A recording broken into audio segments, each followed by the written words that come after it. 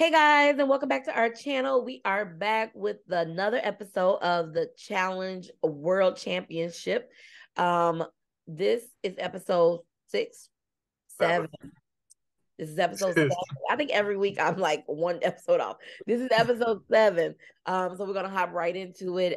Where we are coming right back from the elimination last week. Well, elimination, I wouldn't call it that. It was just like a Grant and Johnny went home.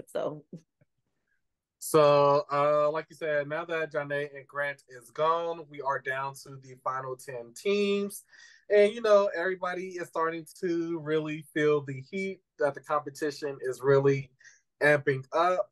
So, the first thing that we see is Kellyanne and Tristan are talking to Jody and Benha, and they are essentially saying that we don't make promises that we can't keep. So, if you align yourself with us, we will make sure to never say your name, and we will make sure that other people will not say your name. So I don't know how Kellyanne can promise that. Yeah, I don't think she promised that, but I do believe like Kellyanne is super loyal, so I don't believe she would say Jody and Benha name now that she has made them that promise. And I don't think she would have said their name either way, just because they need to rally together. Yeah, right. So I don't think she would have said their name regardless of that promise.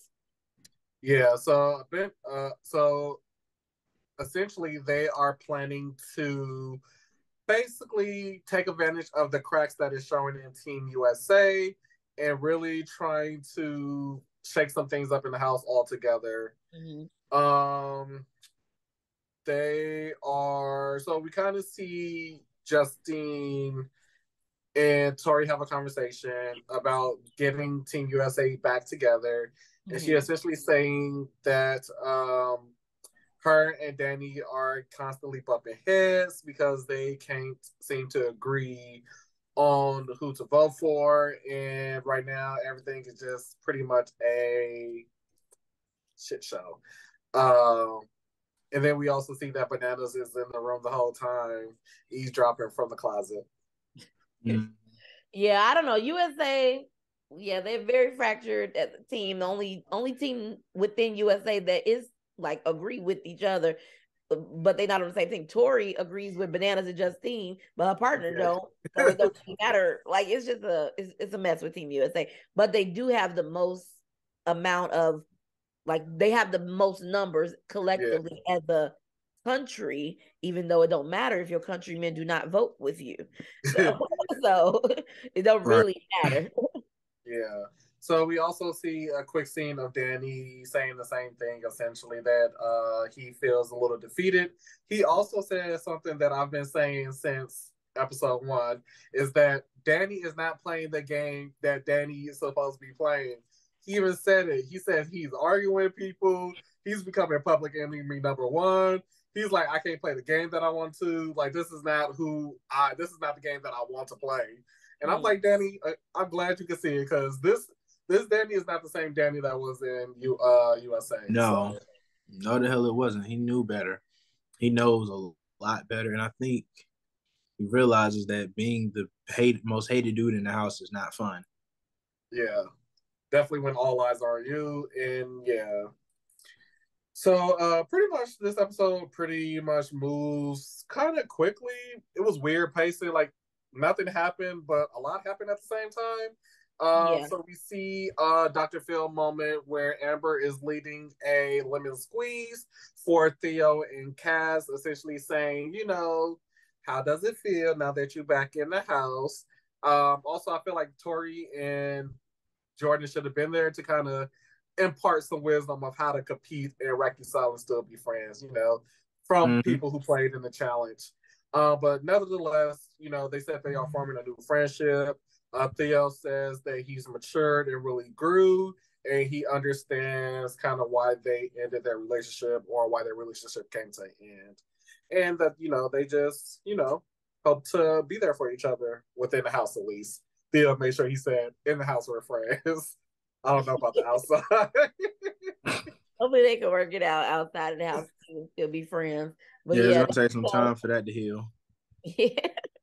But I guess that was a good moment between them. And because they had that moment, I was like, something's about to happen with like one of these teams. I Yeah. was like not Theo, Theo and Sarah or Jordan and Kaz are going home or going in. Something I felt that because why would you show me? Like I felt it. Yeah. So outside of that, nothing really happened in the house. So let's get into this challenge. This challenge is called Tunnel Time. So TJ lets the group know that the legends are essentially setting this one out and that the global MVPs have to step up and will be conducting the challenge by themselves for the most part, individually. So essentially, the way the game works is play two at a time. The MVPs will race through a dark tunnel.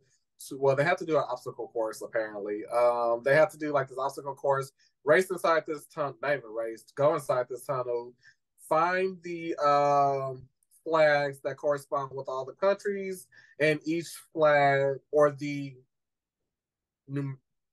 quality, no, the quantity. The amount of Basically, how many flags. flags you find is what's going to go into your equation. Once you find the number added to your equation, you have to solve the equation, which will give you the combination to the lock to unlock the legend, and then you two must ring the bell. Yeah. This So challenge, I mean, it was boring. The challenge was it boring. Yeah, no, it was boring as shit.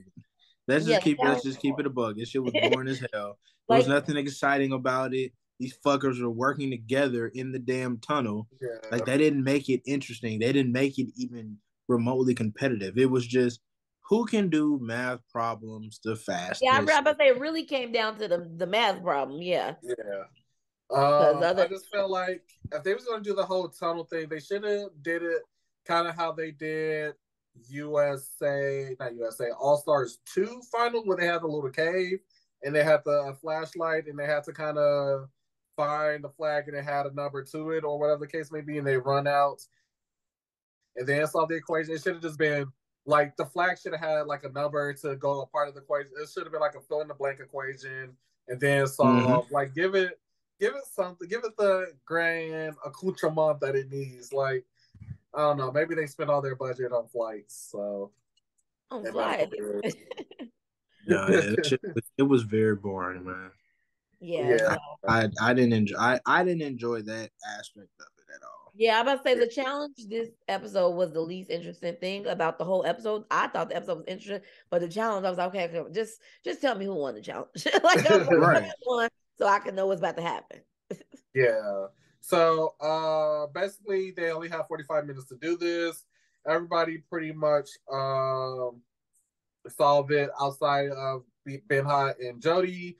Benha came out of the tunnel first. He was at a great pace, but unfortunately, either his math was wrong or something, but he ended up timing out. He couldn't free Jody. Also, in a confessional, Benha was like, Jody was like, I wasn't mad. But Benha was like, but your eyes said something entirely different.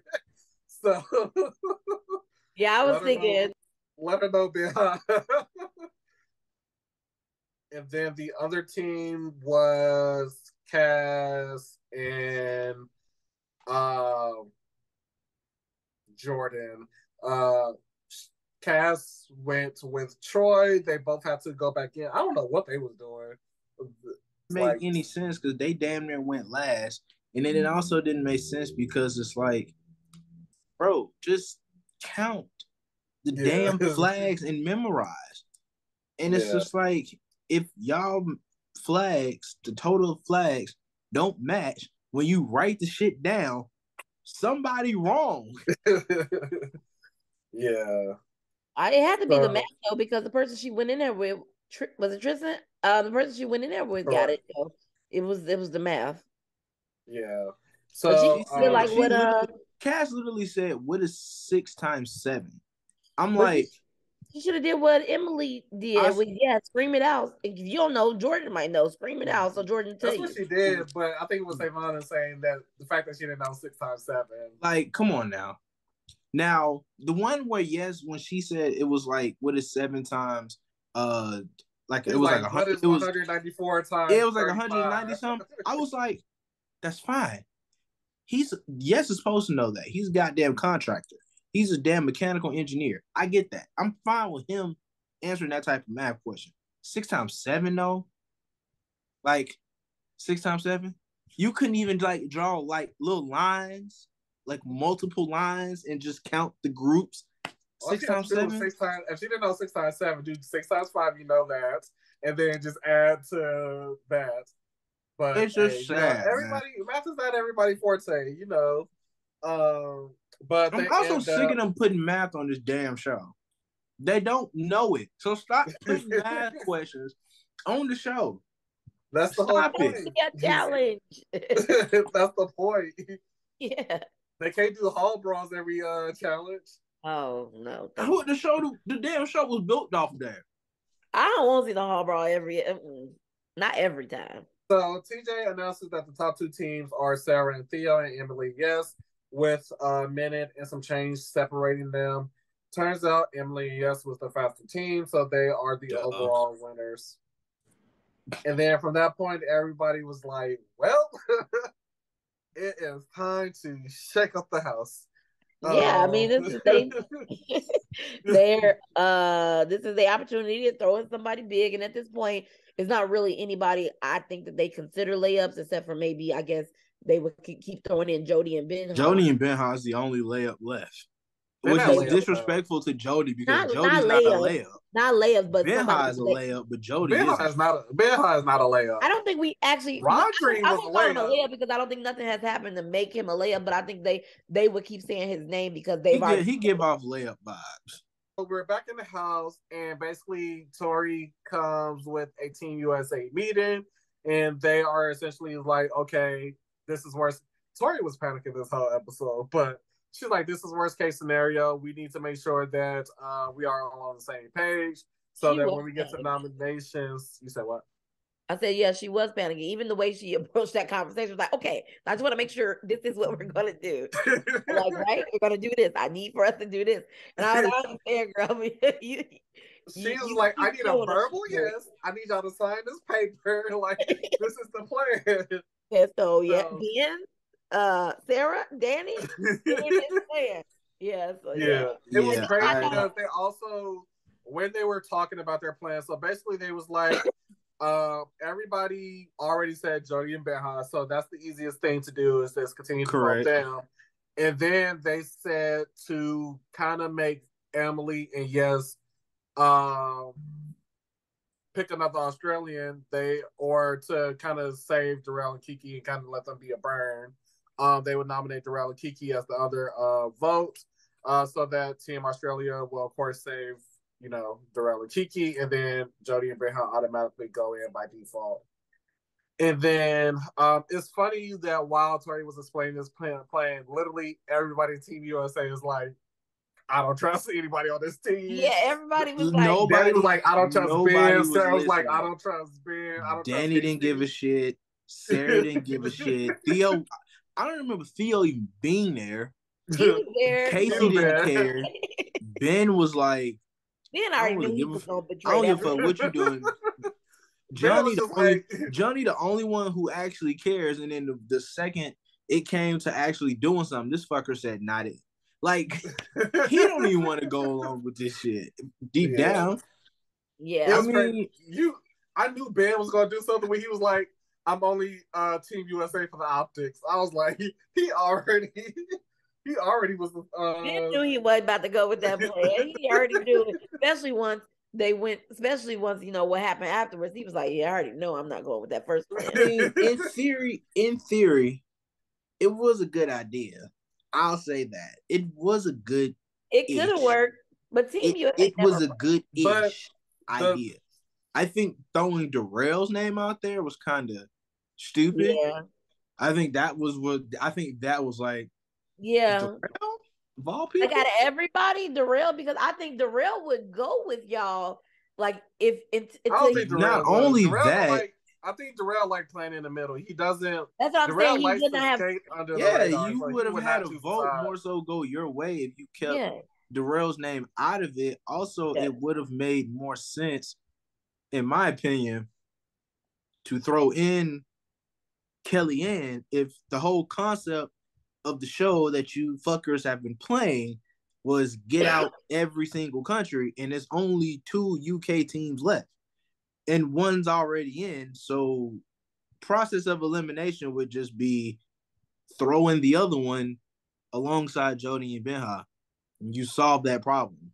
Yeah, I don't know why they decided. I'm literally confused of like, how did you not think to do that? And essentially, Tori goes like you've been saying from the beginning, Kellyanne, when they say come join us, she's always like, nope, I'm gonna play against y'all. Numbers are not. So she did. I love Kellyanne. She felt like she didn't have an option, bro. Like she automatically knew she wasn't finna go with them. Yeah, so she said, right. And if they, and again, if they would pay attention, like they don't be paying attention to nobody that they consider not the main people, because if they would pay attention, like when they was at the club, Johnny was like, you know, these people ain't never, this was never a thing before. I would say Kellyanne and Amber B have been getting very close. Kellyanne, Jody, and Benha are always in the same boat. They always talking. These people, while it ain't never been a stated thing, it's always been a thing for a while now, at least. Y'all just been out there, yeah, so like it's not that new. It's not that new just for this vote. Kellyanne, Amber, Jody, Benha, these people have always been together for a while. Yeah. So essentially, Kellyanne goes to the drawing board, crunches some numbers, and she was like, same thing Tori said, listen, I need everybody to do it this way without no burn votes, no switching up, no nothing. So she lets everybody know, and it's break. Now we're in nominations. Danny kicks off the vote with Benha and Jody, Darrell, and Kiki. And then basically Team USA fall in line.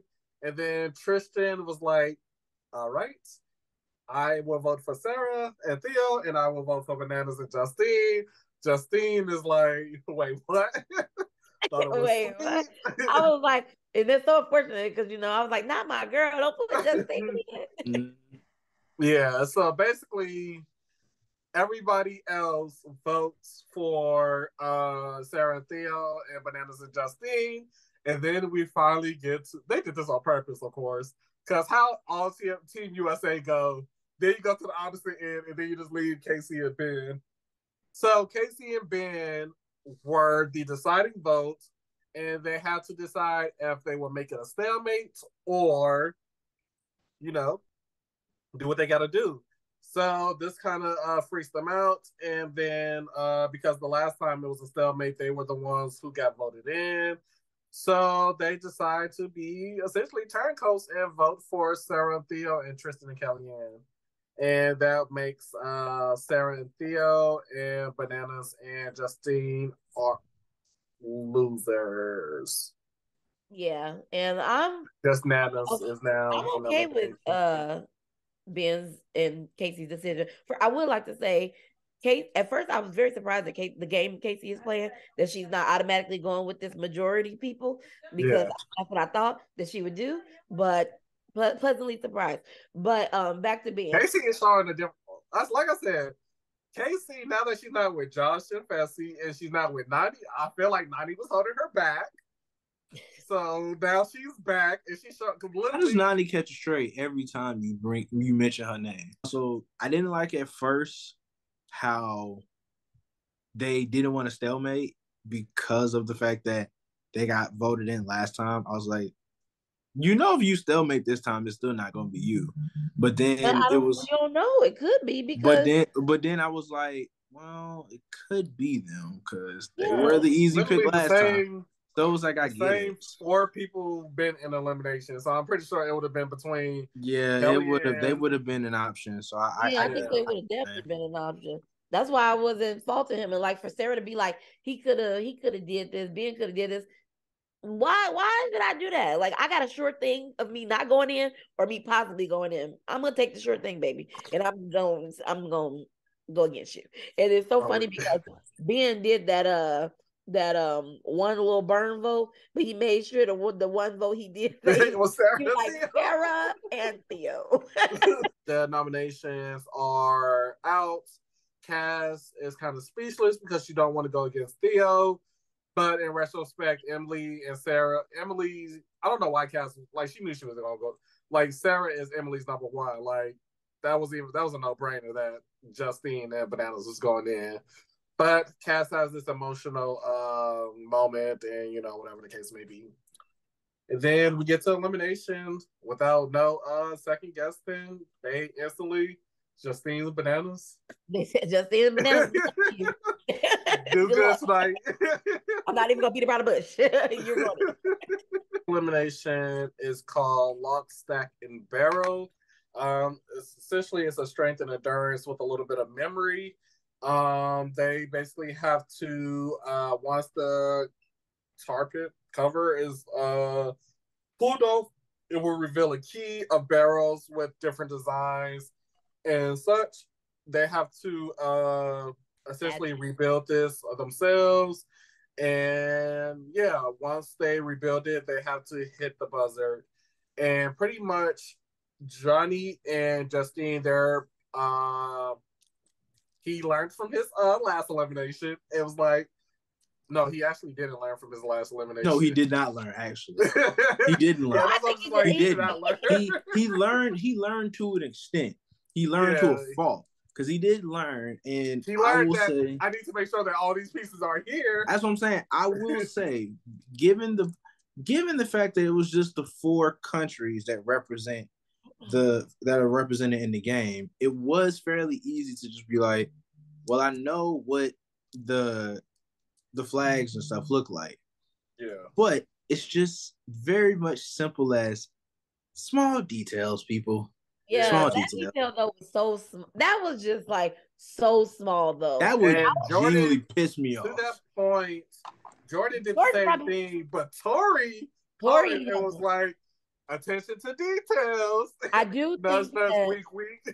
Yeah, I do feel like maybe either the producers told them cool it on the sideline stuff, because like even Tori's saying like attention to details instead of Jordan, the smile is wrong. Like, But I don't think Tori. I think she only said that because she's essentially aligned with Johnny. Yeah, and then she is aligned with Jordan, so she don't want to outright be like Jordan. But I feel like even if you're Johnny, you kind of understand. Like, I wouldn't be offended if I'm Johnny and she's doing that. Like, but I mean, I wouldn't be offended. But I just think as a teammate situation, or whatever you want to call whatever this countryman thing is, whatever you want to call it, I think it was just out of respect that she didn't want to overly like rub it in his face that she wants him to go home type of thing. But even with the whole everybody, this elimination, this is the way that's what I was just about to say. Nobody was helping. I think nobody wanted to help because they were all wanting Johnny go. Yeah. I was about to say either the producer said there shouldn't be as much sideline activity, or people were just like, yeah, we ain't gonna help because we need no, it was definitely. I cold-heartedly believe this is the one time I don't think producers told them to stop talking. This was the one time they was like, Johnny's not to lose, because like he said, everybody saw it. Everybody saw that son was messed up.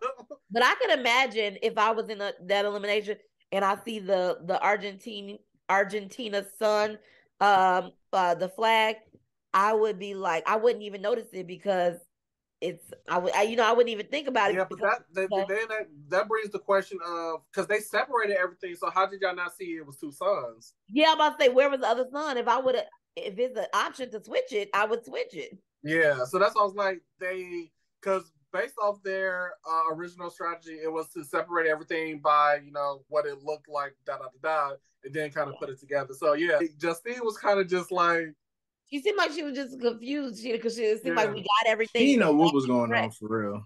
Yeah, but that's why I said they didn't like. I don't know. And maybe the Argentinian son was on the other side of the barrel. Maybe they didn't see it, the other one.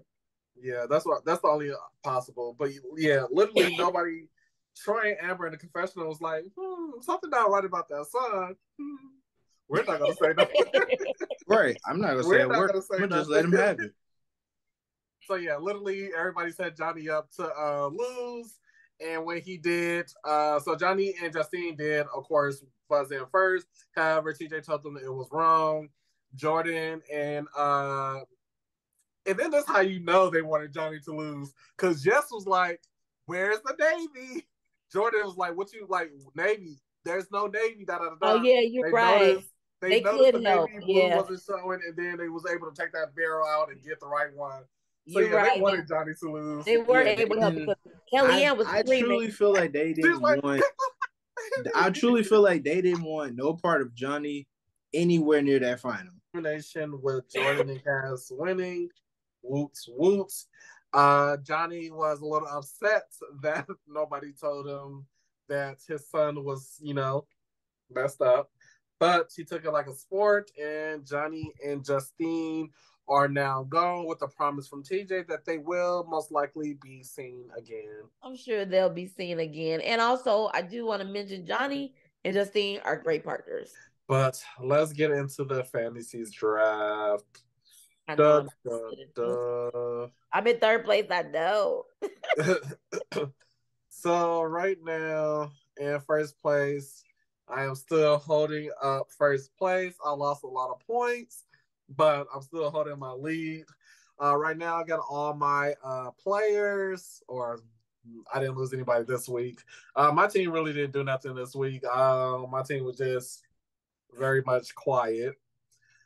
Next up in second place, we have you, Savon, at 680. God damn, your big spender this episode was Kaz, and Danny had a lot of confessionals, and then Danny and Sarah is helping me out point wise. Yeah, they really are helping me out. Yeah. Yeah, so you didn't lose nobody this episode as well. I ain't losing nobody no time soon, bro. I wouldn't say that. Y'all, and then that thing look a little small over there. I know. Golly. Are you gonna have enough people to finish the show? Damn. We have Gigi at 530 points. I'm playing for the love of the game. Not yeah. That's the sign of someone who's already accepted defeat right there. It's about the game. Yeah, and your game is losing. Yeah, your team balanced itself out with all your like negative points. You also got a lot of points because of Yes and Emily for their win, and then because Johnny. So your team turned around and lost 2 people. Out. That's crazy. But you did lose 2 people. Overall, this episode was interesting politically. It's good to see some things shake and bake. Next episode, like we said, a lot of uncertainties are happening with far as these sicknesses. So we will see if anyone else get DQ'd. And also Danny and Tori is going to have this talk about, them not liking each other or him not liking her. Yeah. We'll see how it all goes. I'm ready for the next episode. I really hope everybody that's sick get better. I don't want nobody to go home on no more medical DQs or anything like that. So see how it all plays out. But it ain't looking good so far. But that is our review and recap for the Challenge World Championship, episode 7. Please like and subscribe to our channel. Leave a comment down below, and we will see you on our next video. Peace.